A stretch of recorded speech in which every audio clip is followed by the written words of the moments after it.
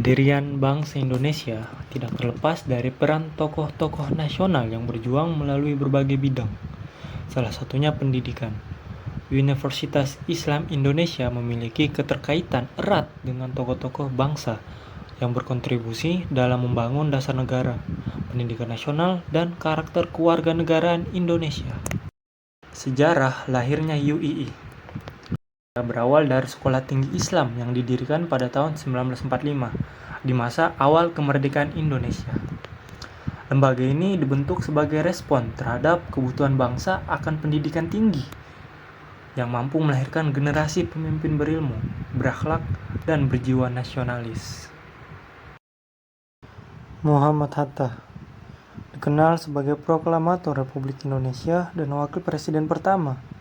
Namun, kontribusinya terhadap bangsa tidak hanya berhenti pada peristiwa proklamasi. Hatta meyakini bahwa kemerdekaan politik harus diikuti dengan kemerdekaan intelektual. Sebagai ketua panitia pendiri Sekolah Tinggi Islam, Hatta mendorong lahirnya lembaga pendidikan tinggi yang mampu mencetak pemimpin bangsa berkarakter, berilmu, dan bertanggung jawab sebagai warga negara. Pandangan ini sejalan dengan tujuan pendidikan kewarganegaraan, yaitu membentuk warga negara yang sadar hak dan kewajibannya dalam kehidupan berbangsa dan bernegara. Ki Bagus Hadikusumo adalah tokoh nasional yang berperan besar dalam perumusan dasar negara Indonesia, khususnya dalam sila ketuhanan yang Maha Esa. Ia menegaskan bahwa nilai ketuhanan harus menjadi landasan moral bangsa tanpa mengancam persatuan nasional.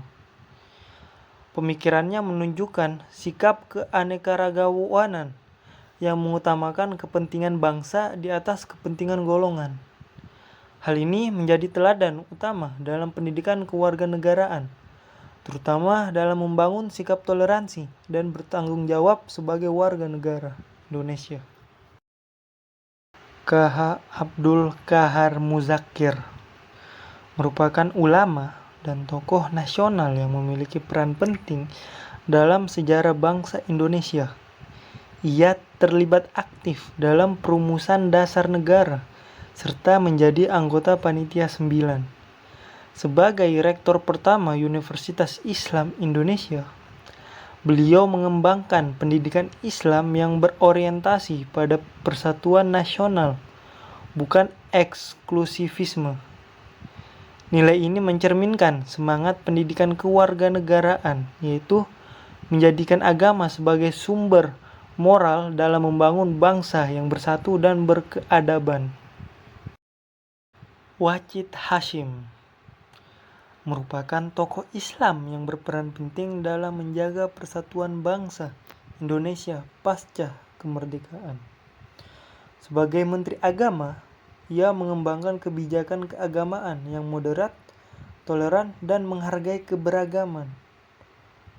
Kontribusinya menunjukkan bahwa kehidupan beragama dalam negara Indonesia harus berjalan seiring dengan nilai kebangsaan.